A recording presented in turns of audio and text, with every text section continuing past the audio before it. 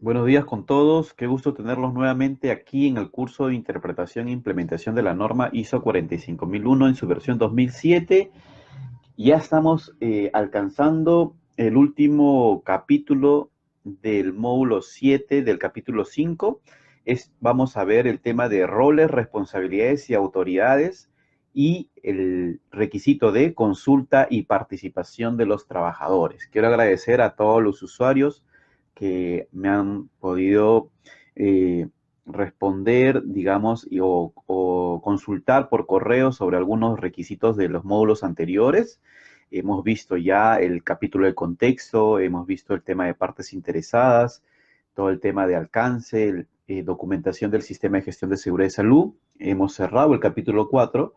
Anteriores módulos hemos visto todo el tema de liderazgo y el tema de política de seguridad y salud. Hoy vamos a conversar y vamos a revisar qué nos trae la versión ISO 45001 con respecto al tema de roles y responsabilidades y autoridades y consulta y participación de los trabajadores. En esta oportunidad he podido ver de que en algunos puntos se parece bastante al estándar OSA 18001, sin embargo, el requisito que más se amplía en temas de debes es en el requisito 5.4 y lo vamos a ver más adelante. ¿Ok? Entonces vamos a iniciar un poco este módulo comentándole la importancia de la participación de la alta dirección para promover un sistema de gestión de seguridad y salud en el trabajo de manera sostenible. Y la versión, la ISO 45001, es consciente de este tema y nos coloca debes que son requisitos que hay que cumplir.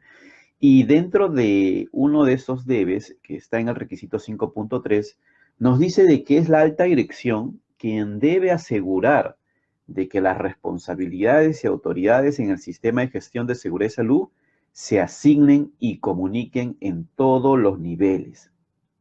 Entonces, esta responsabilidad no recae sobre el jefe de personal, no recae sobre el jefe de seguridad o no recae sobre un personal operativo, recae sobre la alta dirección. Él es el que designa quién es el responsable y quién tiene autoridad en el sistema de gestión de seguridad y salud, de acuerdo a sus competencias, de acuerdo a lo que él ha definido para que el sistema de gestión alcance los resultados planificados. Esto es muy importante. Dentro del 5.3 nos dice que estos roles y responsabilidades se tienen que comunicar y se tienen que asignar. Y algo muy importante es que tenemos que mantener información documentada. Punto importante en el 5.3. Nos piden que tenemos que mantener información documentada. Otro punto nos dice de que los trabajadores, según los aspectos que tengan control del sistema de gestión de seguridad y salud, deben asumir su responsabilidad en el sistema de gestión de seguridad y salud. Esto es muy importante, ¿no? Aquí, por ejemplo, es muy probable que los auditores de ISO 45001 entrevisten a las personas y les consulten, ¿no? ¿Cuál es tu responsabilidad en el tema de seguridad y salud? Sucede a veces que hemos tenido respuestas, como por ejemplo, la responsabilidad del tema de seguridad y salud, eso lo ve el departamento del área de seguridad y salud o eso lo ve el jefe de seguridad y salud. Por ejemplo, entonces ahí hay un indicio de hallazgo con respecto al requisito 5.3 y posiblemente puede afectar al resultado final del sistema. Ya como un tema de implementación, tenemos que asegurarnos que efectivamente los trabajadores asuman esa responsabilidad. Podemos usar ahí el requisito 7.3, que es el tema de toma de conciencias, que lo vamos a ver más adelante. Punto número 1 nos dice de que el propósito de que se asignen los roles y responsabilidades son dos. Primero es de que se asegure que el sistema de gestión de seguridad y salud alcance o sea conforme con los requisitos del presente documento. En este caso, la norma internacional ISO 45001. Y el segundo punto es que la alta dirección debe asignar roles y responsabilidades y autoridad para informar sobre el desempeño del sistema de gestión a quién, a la alta dirección. ¿Esto quién lo tenía en los sistemas de gestión de seguridad y salud con OSA 18001? Algunos recordará, por ejemplo, que en OSA 18001, en el requisito 441, aparecía la figura del representante de la dirección, ¿sí? Para los que manejaban la versión de OSA 18001 o los que siguen manejando, apareció la figura del representante de la dirección. Si ustedes revisan el 5.3 o todo el capítulo 5, ya no es un debe tener un representante de la dirección. Sin embargo, sí debe haber un rol y responsabilidad que tenga la autoridad de informar a la alta dirección sobre el desempeño del sistema de gestión de seguridad y salud. Puede seguir llamándose representante de la dirección, puede ser el gerente de seguridad y salud, puede ser el jefe de seguridad y salud, dependerá mucho de la cultura de la organización. Sin embargo, ya no es un debe nombrar un representante porque de ahora en adelante, nos dice la norma, es que quien rinde cuentas del sistema de gestión de seguridad y salud no es el representante, es la alta dirección. Entonces es muy potente este nuevo estándar ISO 45001 porque finalmente, como todo sistema de gestión, la responsabilidad final recae sobre el que lidera el barco, ¿no? Sobre el gerente general, sobre las personas que tienen autoridad sobre esa organización, ¿no? Es importante revisar lo que dice justamente el anexo 5.3. Yo en los primeros módulos le comenté que es importante que también podamos estudiar los anexos para entender bien el propósito de cada cláusula. Hay un punto en el anexo 5.3 que nos dice lo siguiente: la alta dirección tenga que rendir cuentas significa que tiene que responder de las decisiones y actividades ante los órganos de gobierno de la organización, las autoridades legales y más ampliamente sus partes interesadas. Esto significa tener la responsabilidad final y está relacionado con la persona que rinde cuentas si algo no se hace. Si no se hace adecuadamente y si no funciona o si no se logra su objetivo. Entonces, finalmente nos aclara que es la alta dirección quien responde de las decisiones finales del sistema de gestión de seguridad y salud, inclusive ante las partes interesadas. Y un punto importante, lo que nos dice en el anexo, los trabajadores deberían, cuando en la norma ustedes vean la palabra deberían, o es lo que nos dice el vocabulario, el debe es un requisito, es una obligación. El debería es una recomendación. Lo que dice el anexo es lo siguiente: los trabajadores deberían tener la posibilidad de informar sobre situaciones peligrosas de manera que se puedan tomar acciones.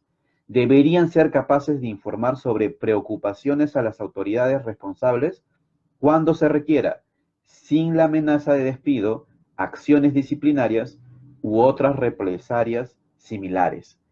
Es muy importante entonces que aquí nos coloca el reto justamente que tenemos que crear mecanismos de comunicación que permitan informar sobre temas de seguridad sin ningún tema de amenaza de despido o acciones disciplinarias.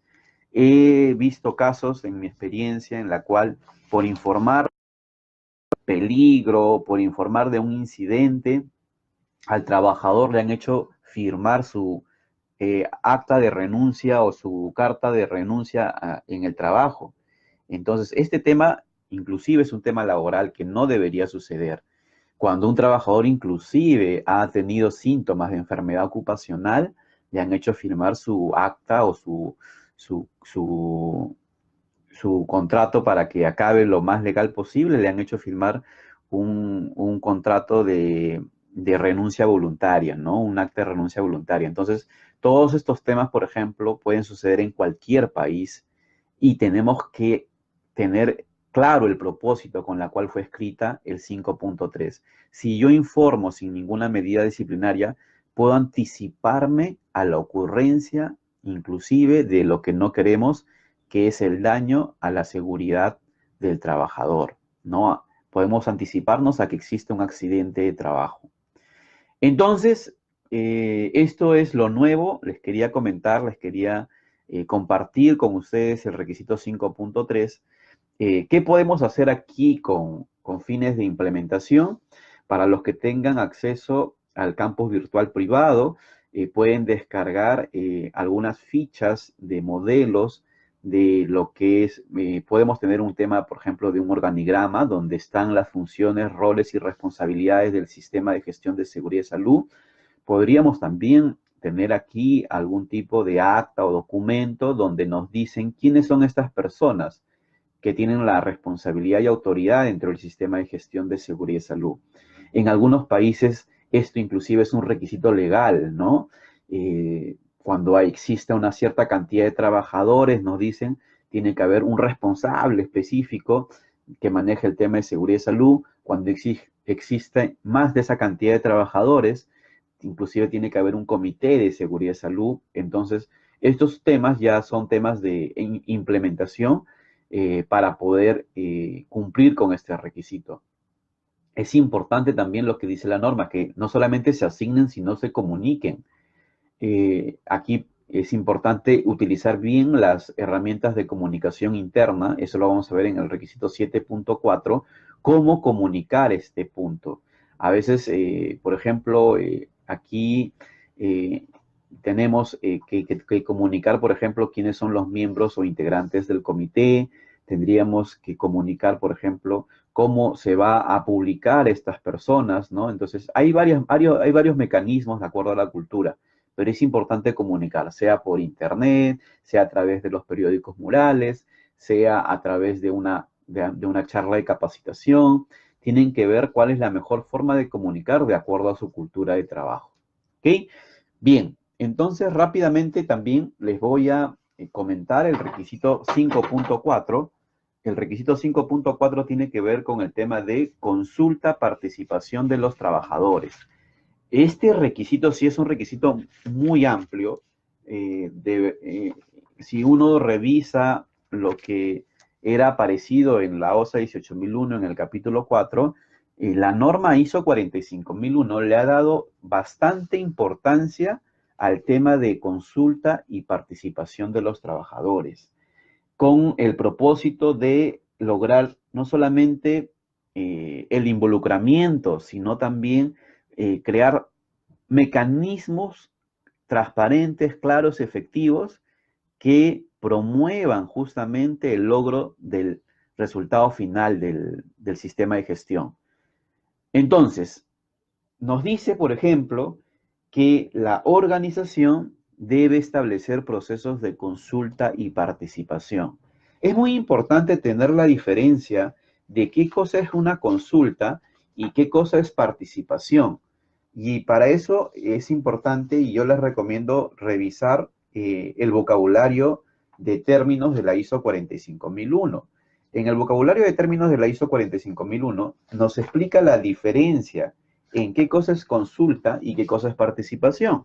Por ejemplo, nos dice, participación es acción y efecto de involucrar en la toma de decisiones.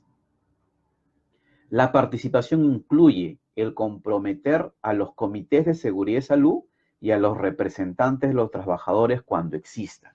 Entonces, la participación es mucho más potente que la consulta, porque miren lo que dice en la consulta.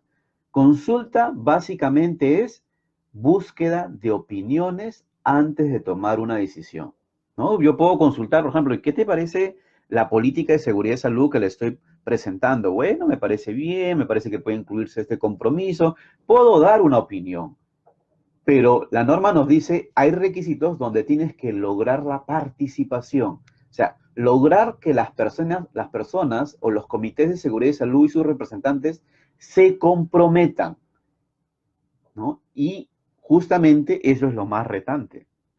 Eso es lo más retante porque tenemos que tener mecanismos de lograr esa participación de los trabajadores.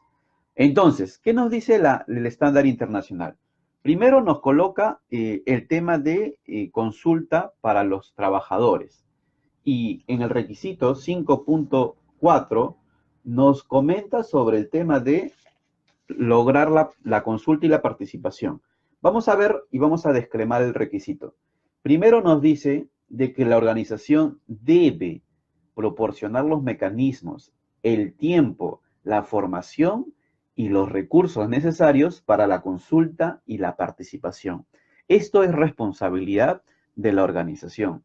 Cuando hablamos inclusive de tiempo y formación, ¿no? A veces existen organizaciones donde no han separado un cronograma, una fecha, un día específico para poder hacer las reuniones de comité de seguridad y salud, por ejemplo. Tampoco no han formado a las personas que participan en ese comité de seguridad y salud. Hay países en donde es un requisito legal inclusive el formar al comité de seguridad y salud. Es un requisito legal, hasta con horas de capacitación mínimas. ¿Ok? Entonces, lo que nos dice la norma es bastante cierto. Es responsabilidad de la organización proporcionar los mecanismos, el tiempo, la formación y los recursos necesarios para la consulta y la participación.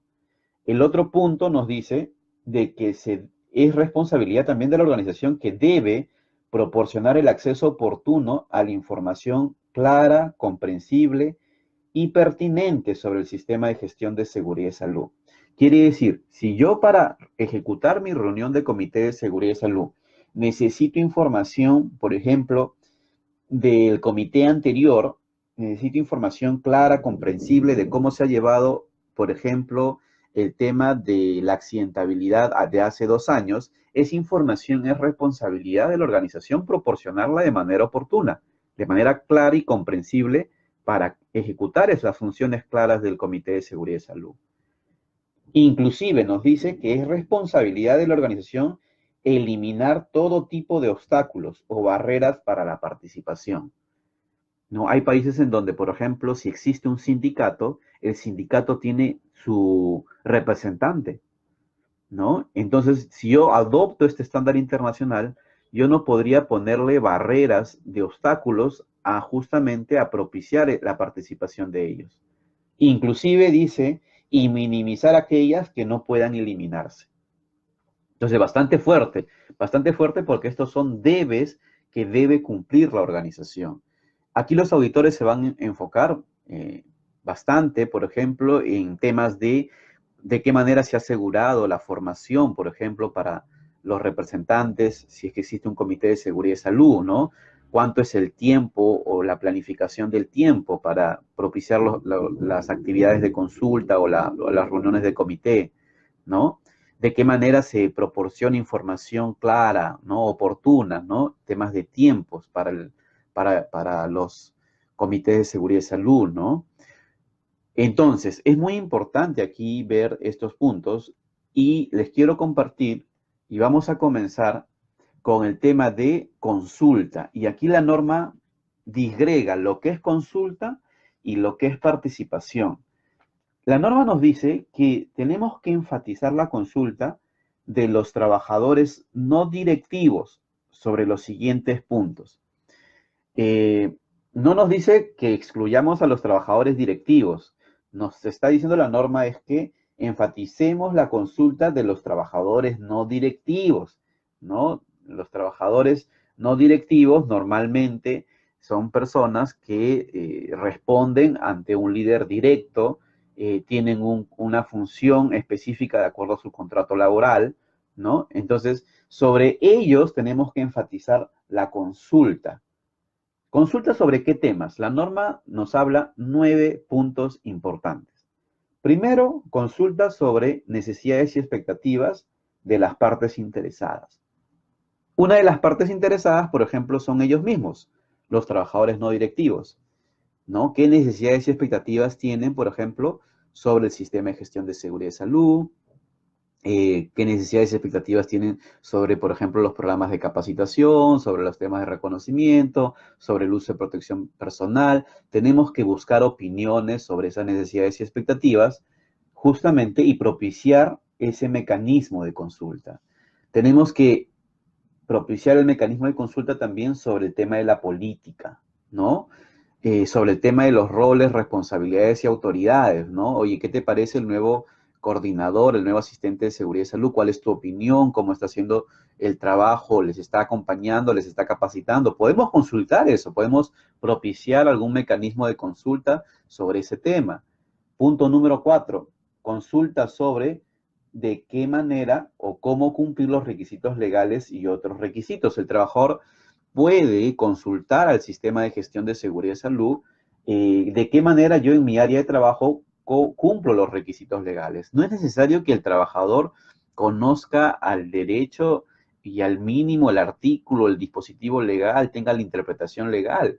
Por ejemplo, ¿no? En un almacén de productos químicos peligrosos, si existe por un requisito legal algún permiso de que el almacenero debe tener ahí en el sitio de trabajo, básicamente él tiene que tener claro y puede consultar en cualquier momento si este químico que yo estoy usando requiere algún permiso legal, y yo como sistema de gestión de seguridad y salud tendría que proporcionar respuesta a esa consulta, y no solamente respuesta, sino tener claro si él también debe tener una copia de ese permiso.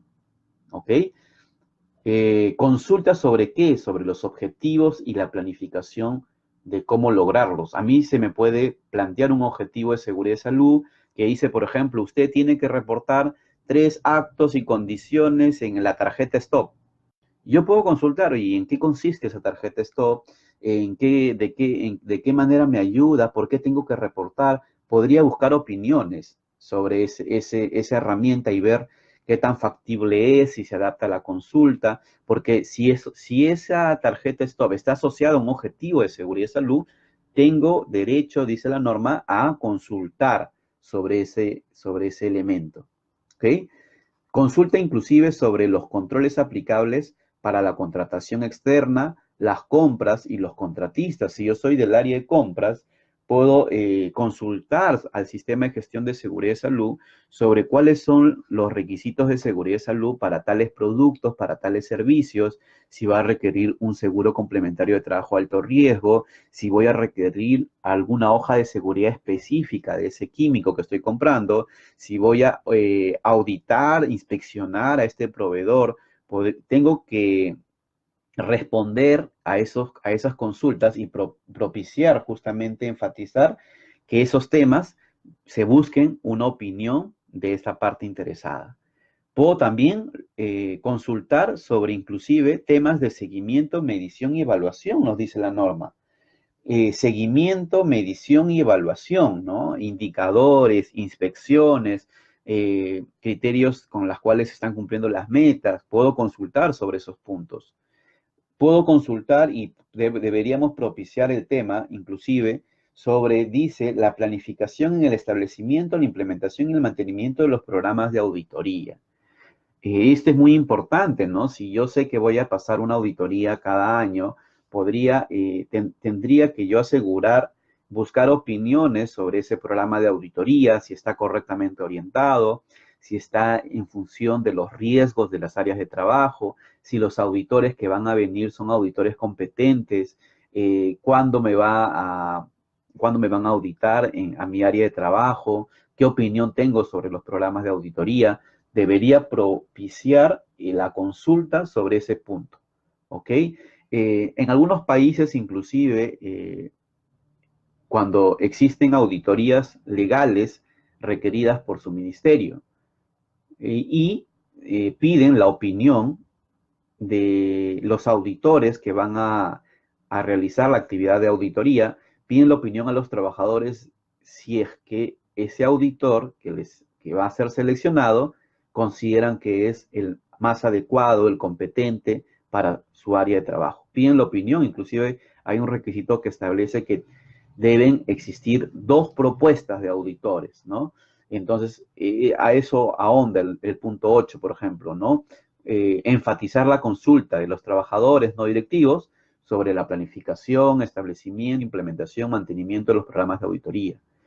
Y finalmente, cualquier tema de mejora continua, el aseguramiento de la mejora continua. ¿Ok? Entonces, 9 temas que tengo que propiciar la consulta y la participación de los trabajadores a través de las herramientas de gestión que yo puedo implementar. ¿Qué es lo que yo puedo tener para dar cumplimiento con este punto de consulta? Podríamos tener temas de comunicación interna, buzones de sugerencia, reportes de actos o condiciones, propiciar canales de comunicación efectivas para que esté abierto estos 9 temas en cualquier momento. ¿Ok? Entonces, lo que nos dice el estándar internacional en este punto, no nos pide como un debe mantener o conservar información documentada específicamente de cada uno de los puntos, pero nos reta a que tenemos que asegurar que estos 9 puntos se cumplan. Todos estos temas que hemos visto hasta el momento son únicamente consulta, ¿no? Entonces, respiremos un poco porque el requisito sigue. El 5.4 es el requisito más extenso que hemos visto hasta el momento en temas de cumplimiento. Y ahora les voy a comentar en qué enfatiza la norma con respecto a la participación de los trabajadores. Acuérdense, la consulta es buscar opiniones. La participación es lograr el compromiso, lograr que el colaborador o el equipo se involucre en esos temas. Por ejemplo, nos dice que tenemos que enfatizar la participación justamente, primero, en los mecanismos de consulta y participación, parte de este tema. Quiere decir, por ejemplo, si es que existe un mecanismo, por ejemplo, de elección de un tema de comité de seguridad y salud, las personas tienen que participar, ¿no? En algunos países inclusive hacen elecciones del comité de seguridad y salud, llevan su acta de sufragio, llevan su acta de elecciones. Ahí sí la gente no está buscando opiniones, está participando en el elemento. Tenemos que participar, dice, participar en la identificación del peligro y la evaluación de riesgos y oportunidades. Quiere decir, acá no solamente voy a pedir tu opinión, tienes que participar justamente en esa identificación de peligros. Yo te doy un curso de hiper, el siguiente paso, te acompaño a hacerlo en tu área de trabajo y luego tú como colaborador tienes que lograr que participes en la identificación de peligros y la evaluación de riesgos y oportunidades. Esto es muy importante. Entonces, el tema del hiper es muy potente. He visto sistemas de gestión de seguridad y salud cuando inician, y esto es normal. Al inicio, pues a veces el área de seguridad y salud o el jefe de seguridad y salud quiere hacer con su equipo de trabajo todos los estudios de riesgos. Eso es algo que normalmente sucede en algunos países. Sin embargo, para que el sistema sea sostenible en el tiempo, el empoderamiento de esta herramienta tiene que recaer sobre los líderes de cada área. Ellos son los responsables finalmente de mantenerlo actualizado, de actualizar e incluir nuevos peligros que ellos ven ya en el día a día y de validar si efectivamente son esos peligros o existen otros o han cambiado. Y finalmente, si esa evaluación de riesgos se adapta y es parte de la realidad actual de ese proceso. Entonces, es muy importante que exista realmente un nivel de participación para que se logre la sostenibilidad de esa herramienta de gestión de riesgos. Punto número 3 nos dice que se debe lograr la participación para determinar qué acciones debo tener en cuenta para eliminar los peligros y reducir los riesgos. Esto tiene que ver con el tema de controles operacionales y también se tiene que ver con todo el tema de jerarquía de controles, ¿no? Entonces, ahí también tienen que participar, no solamente dar su opinión. Yo pienso que aquí lo mejor es el tema del casco de seguridad. No, participar en proponer esa medida, ejecutar esa medida en su área de trabajo. Punto número 4 nos dice, se debe lograr la participación en la determinación de los requisitos de competencia, las necesidades de formación, la formación y la evaluación de la formación. ¿Qué quiere decir? Este es un tema muy, muy importante porque a veces dicen, ¿no? La responsabilidad de capacitación es solamente del Departamento de Recursos Humanos. Un momento, aquí el estándar internacional nos dice, si yo como como área, como un líder de área, he capacitado en algún tema, una charla de seguridad y salud, he hecho una formación, tengo justamente responsabilidad y autoridad para participar justamente en esas actividades y no solamente en formarlos, sino también en evaluar esa formación. Y todo eso tiene que estar definido desde el diseño del sistema de gestión de seguridad y salud. ¿Ok? Entonces es muy importante que nosotros también participemos en esas actividades de formación. A veces sucede que hay departamentos de seguridad y salud que esperan las capacitaciones externas, por ejemplo, cuando en su propio equipo tienen médicos, bomberos, enfermeras, y ellos simplemente no quieren capacitar porque no es lo suyo, dicen, ¿no? Entonces, eso me parece un grave error porque se está desperdiciando realmente las competencias, se está desperdiciando un activo muy importante que es justamente el profesionalismo de todas estas personas. Tenemos que lograr transmitir habilidades para que estas personas formen a otras personas en temas de seguridad y salud de acuerdo a sus competencias, ¿no? Entonces, muy importante lo que dice este requisito de participación porque tiene que fomentarse justamente la participación en todo el tema de capacitación, ¿no? Otro punto importante, punto número 5, nos dice, se debe lograr la participación sobre la información que se necesita comunicar y cómo hacerlo.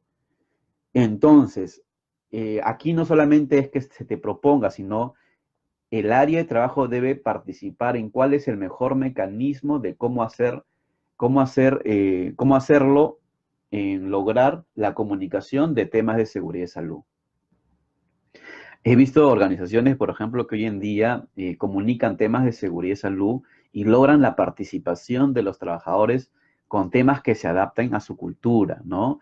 Utilizan canciones de su región, canciones de su país, utilizan temas culturales que conectan con todas las personas y eso básicamente es producto de haber logrado la participación o consulta de los trabajadores antes de proponer que esta es la mejor forma de comunicar.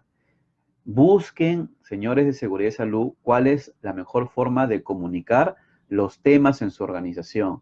No es lo mismo comunicar un tema, por ejemplo, para una organización que está en provincias, en la selva, que para una organización, por ejemplo, que tiene una cultura básicamente capaz en la costa, por ejemplo, ¿no? Capaz hay algunos temas que pueden ser más culturales y puedo lograr una mayor efectividad en el logro de la toma de conciencia. También nos dice que tenemos que lograr la participación en la determinación de medidas de control y la implementación y uso eficaces. Esto tiene que ver íntegramente con el requisito 8.1, 8.1.3 y 8.2.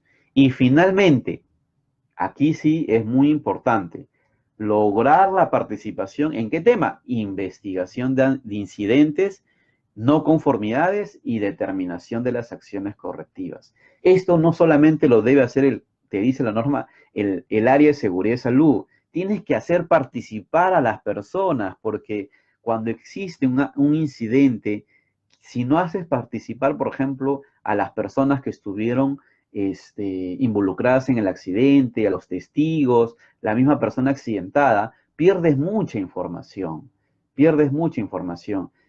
Hay organizaciones en donde inclusive hacen exponer las lecciones aprendidas a la misma área que ha sido afectada a otras áreas, transmiten las lecciones aprendidas.